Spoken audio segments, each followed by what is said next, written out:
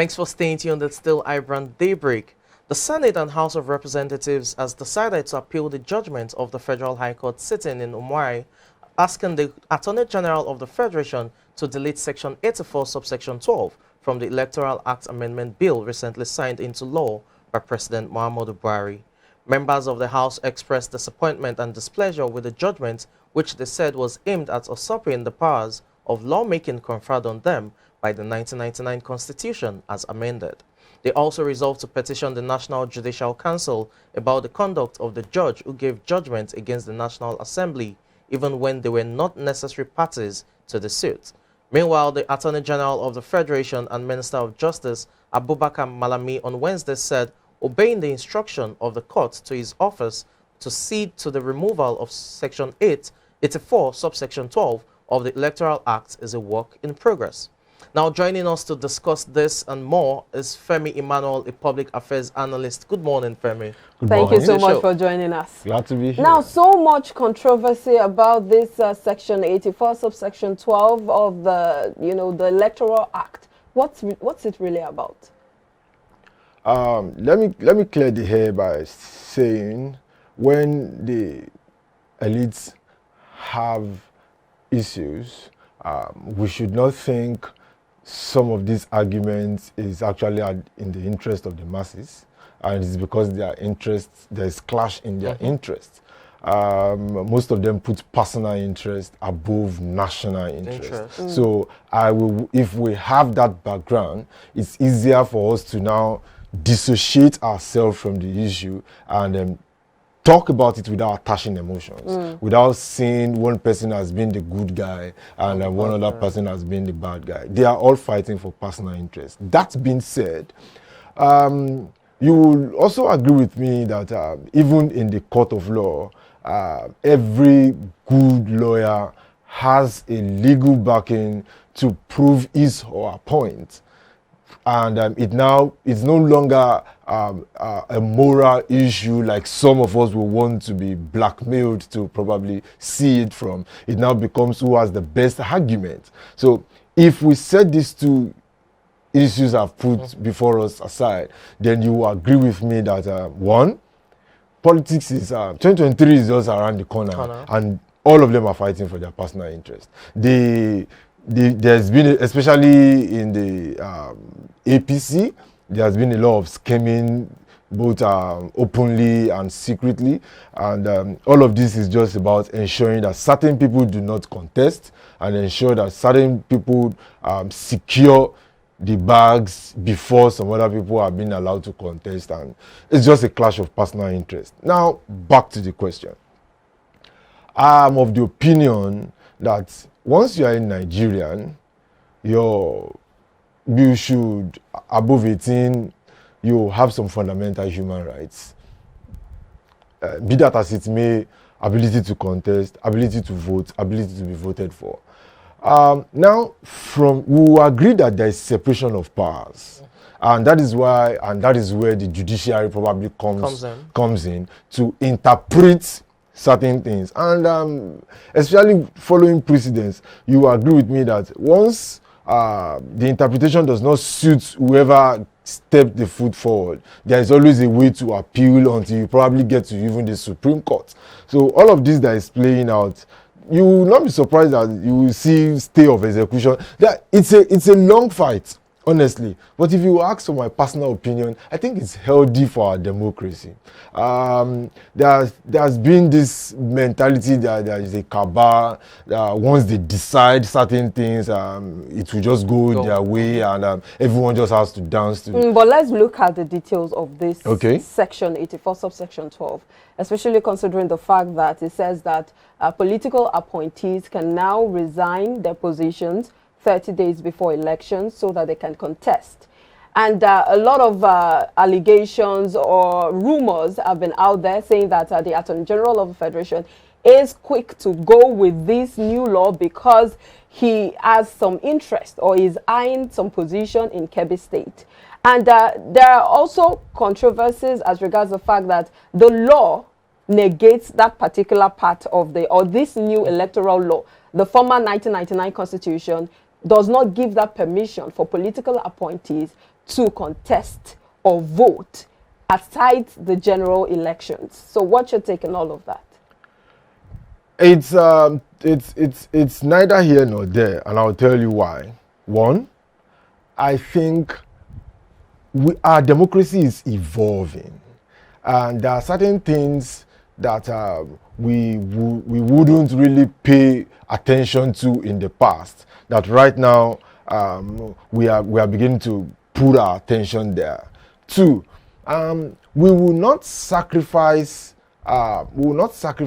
personal interest, or rather say we will not sacrifice our democracy on the altar of personal interest. I think that's better stated. Yes, there are people that believe that Malami has gubernatorial aspirations, and because of this, he's quick to. This is the same person. Well, let me not give instances of when he had actually dragged foot on several court orders and stuff. But he's he's swift in taking actions, probably because it suits his interest. But the angle I want us to see it from, like I've said earlier on, is that I'm of the opinion that this is healthy. One. Two, this new law, the section 8, the back and forth itself is healthy. But looking at the new electoral stuff itself, there were speculations that the president was not even going to sign it into law before it was now really dragged, and the president insisted himself that certain things should be deleted, despite the first being the direct primaries by exactly. So I'm of the opinion that aside the fact that this is healthy for our democracy, I think going forward certain things should be done not before it becomes impromptu. Imagine how long it also took both houses, the House of Rep and the Senate, to actually even come to a conclusion, and it's suspicious also from their end, because all of these things were rounded off close to elections, despite the fact that several bills has been sent and several readings and stuff. So, but how is it the fault of the National Assembly? The president also stalled. That's why I said if we keep shifting blame, the reason why I mentioned that is that so many people feel it's because Malami is quick to action, probably because it suits him. But if we look at it left and right, these are tacticians when it comes to political issues, and they all know why they are dragging, and probably there are several issues that are pending, and the House have not seen reasons to actually even be swift in attacking some of those issues. Let's look at the crux of the matter in terms of the section itself, section 84 subsection 12. There are those who support that clause. Their argument is that those who hold electoral political positions, appointees, political appointees, more often than not make use of their offices to abuse electoral processes. For example, ministers who are contesting for probably gubernatorial positions and all of that, that they make use of the power of their office in influencing the polls to their favor. So now those who are in favor of them, resigning and all of that, are coming from that angle of debate that they need to resign so that it's a free and fair, playing field. There's no influence from your political office and what have you. What do you make of that argument? Honestly, there are always two sides to a coin. There is no one, except a political novice, there's no one that sets its foot to contesting any seat in Nigeria that depends on his or her money only. You have to depend on influence, you have to depend on cash, then you have to depend on certain grassroots influencers. Then right now it's the talk of the town that you have to also have online influencers. So there are several sides to winning political elections. But looking at what comes to mind precisely is the issue of Wike and Amechi. You will agree with me that Wike, being a minister, had a lot of influence. In fact, to an extent that even Amechi, as a sitting governor, could not even have the backing of the police or the commissioner of police, even in his own state. So and there are governors, sitting governors, that are actually more powerful and influential than even a minister. So the level of influence depends on how much, not just the money that you have, but how many people that are actually behind your stake of actually winning the political position. The example you gave now, would that really be Wike or the presidency against Amechi? Because at the time, we know quite well that, you know, as a sitting governor, you had the police, commissioner of police for the state, who should be under his command, you know, blocking the entrance to the government house and saying he had to take the back gate, the second gate, that it was ordered from above and all of that. That instance now, was that really from, you know, a minister or rather the presidency in that regard? Because it wasn't in good terms with the presidency. Why I'm saying that, just before you answer that, what I'm saying that is, you know, when we talk about political appointees in this regard, in this context, we're talking about the, you know, ministers and whatever. But if you make reference to the Wike Amechi thing, it's more of the presidency against Amechi at the time. I want to answer your question by saying, before a minister can do certain things that Wike did back then, we all agreed that he had the backing of the presidency. But Wike was actually the front man. Just an instrument. Yeah. Now, that he agreed to play that role because he was also eyeing the seat. So now imagine a minister like Malami eyeing to be the governor of a certain state against someone who already has an appointed successor. You begin to see what is likely, even though, in all fairness, you want to agree with me that to an extent, even though you will not want to give credit to PMB on certain things, but influencing and trying to be bullish on certain things, he really does not do things like that. But give or take, there are some of them that are willing to, not just Wike, you should look at what happened in Ekiti-Guba election back then, that certain APC elements were even disallowed from. And during, I'm talking about during Fayoshe's time. So 2014. So when all of this, coming back to what we're discussing, all of this has to do with political interest. And let me say this, irrespective of how this thing plays out, Nigerians are so smart. Our political class will still use youths that are brainy to still find the way around whatever the law now says, to still help whoever they want to actually emerge. But the Attorney General of the Federation, Abubakar Malami, is someone who is expected to understand the law.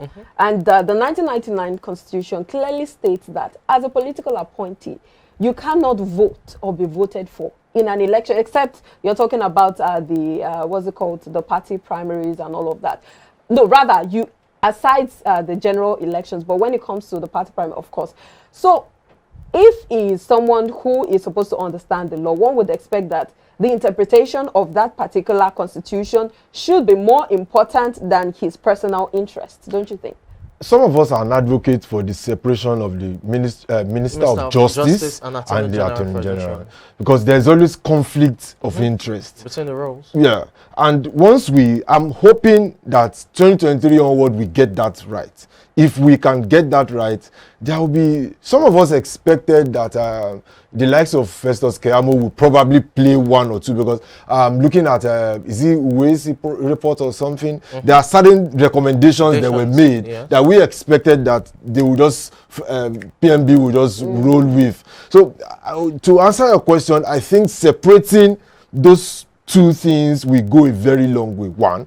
Two, Yoruba say wisely, permit me to paraphrase that, even if you give a madman a hoe, once he wants to till the ground, he actually makes in his own direction. So it still boils down to every one of them playing politics, looking at personal interest as their point of view. Let's examine the case now. You have National Assembly also, you know, appealing the decision.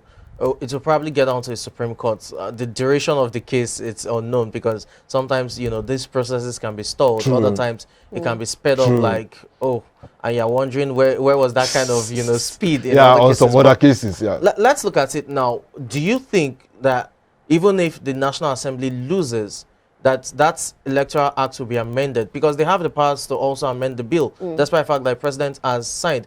Moreover, I would also like to add, do you think someone like Malami is also acting based on the President's directive, considering when the President signed, he also talked about, you know, that particular clause being addressed. He expressed, exactly, and he told the National Assembly to rework it.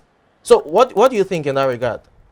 From what I know about PMB, he trusts Malami so well. I understand that Malami has been his personal lawyer, and for quite a long time. And you know, my father does that too. They look at how long you had been together, and we will always like to listen to people that they've been friends, that they have nothing to lose or nothing to benefit, compared to someone you just met probably 4 or 5 years ago. So PMB trusts Malami, and it is difficult, except the likes of El Rufai and Koda, he also trusts, step in.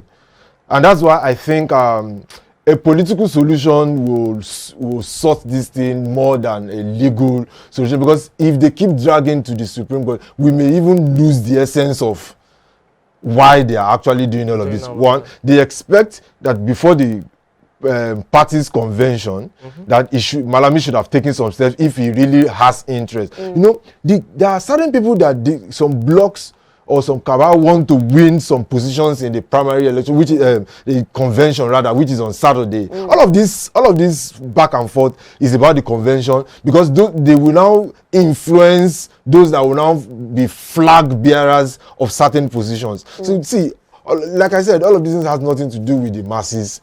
All of this has to do with personal interest, and then PMB being slow to take decisions, obviously, in the evaluation of the Naira. I can give you close to 10 instances where he's slow in taking decisions, because he has to really believe in his advisors and stuff like that. So whatever PMB has said is because he trusted Malami, and I think they should look into political solutions. There are certain people that should really come to sit him down and talk to me about But what will now be the political solution? Because even within the ruling APC, you have divides. Some, a divide believes that this clause should stay. Others believe it should go. The president himself, who is the national leader of the party, even has issues with the clause. He believes it should go. So what would be the political solution beyond the legal case that is ongoing at this time? Left to me, the political solution is there's something we call status quo. See, let everything return to status quo. If Malami has to resign, let him resign for peace to reign. See, the country, nothing will change. There are no competent people in this country. But the issue is not even about Malami just resigning. It's about the fact that he shouldn't contest, because they are saying that even if he resigns, he cannot contest because he still has those powers when it comes to influencing the elections and all of that. But I'm even looking at the justice system. We've been seeing some strange but interesting rulings coming from that quarters recently. We heard the one that happened with Dave Umahi, and then this one which happened with the section 84 subsection 12. And a lot of people are saying that it looks like some rejigging or some changes are beginning to happen with the justice system. Is that the case, or is it still a case of personal interest? Because some people are also insinuating that this case was taken to court by another lawyer, but it's looking like the hand of Esau and the face of Jacob. Like some people maybe in the APC who are not interested or who do not like that particular section are the ones who instigated that lawyer to take it to court.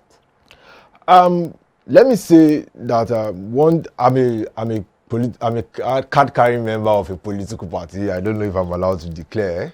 And sincerely speaking, some things hurt some of us more, because we expected that at the level of the presidency, see, irrespective of the fact that APC is the ruling party, they've not been able to withdraw the hands of the PDP from certain stakes. Let's just be very, very...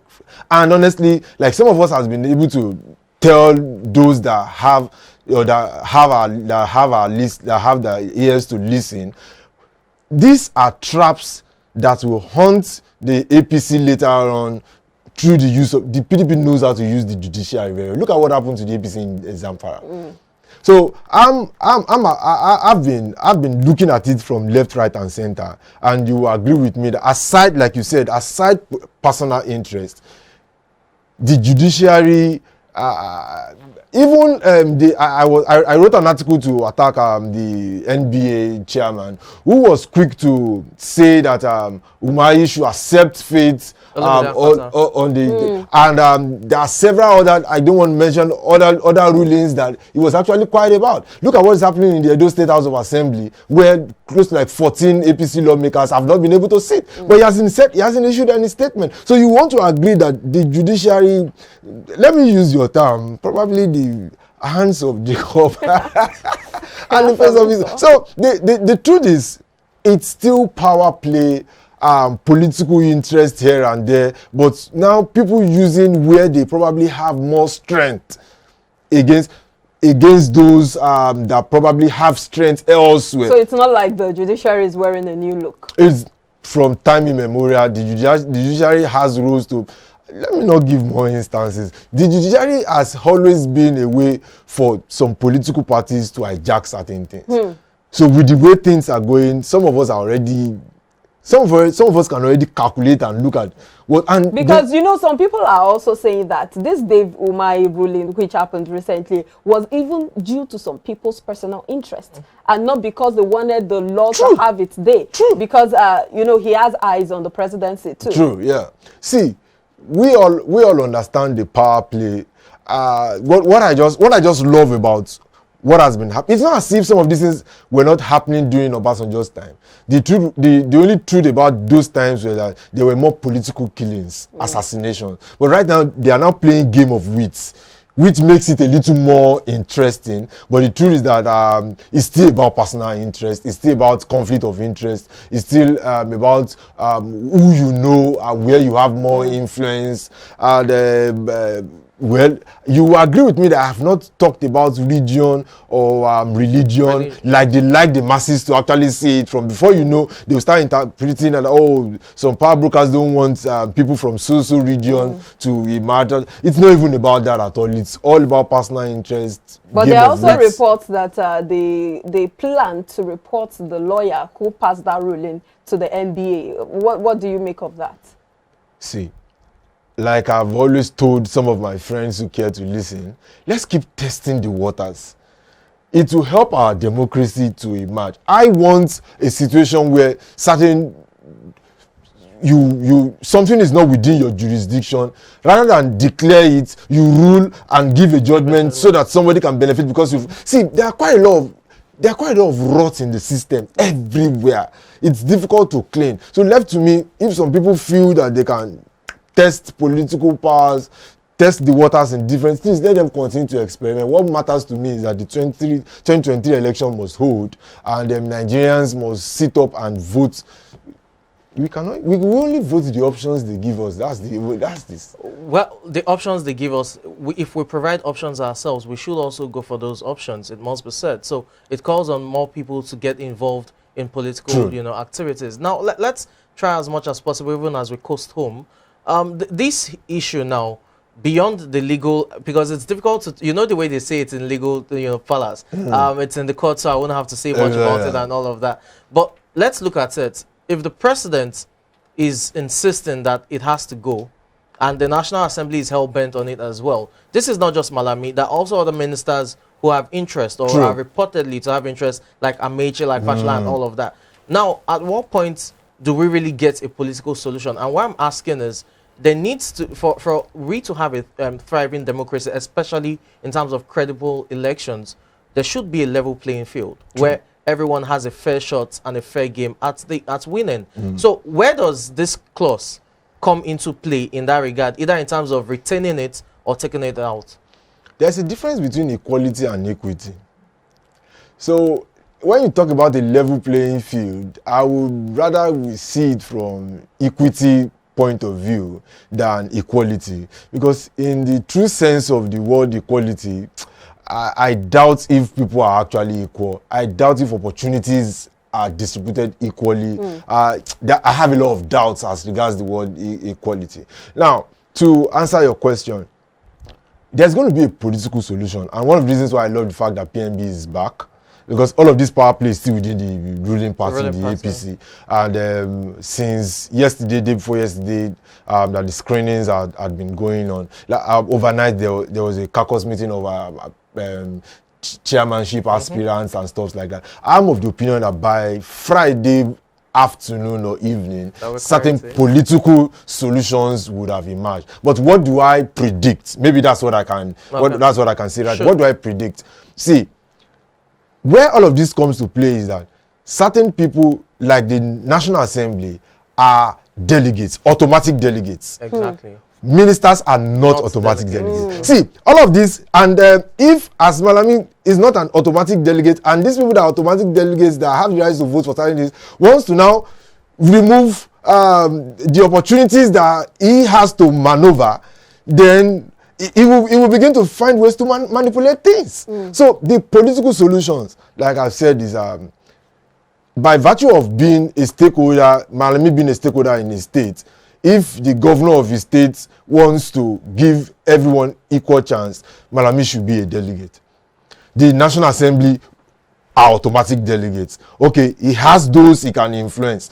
Let National Assembly, even National Assembly cannot speak in one voice. I've always seen that when it comes to primaries and conventions, whatever. So what matters is that, see, everyone that has interests or blocks in these issues should be allowed to demonstrate their franchise. Then there should now be a resolution that whoever wins, it now boils down to negotiation. Compromise.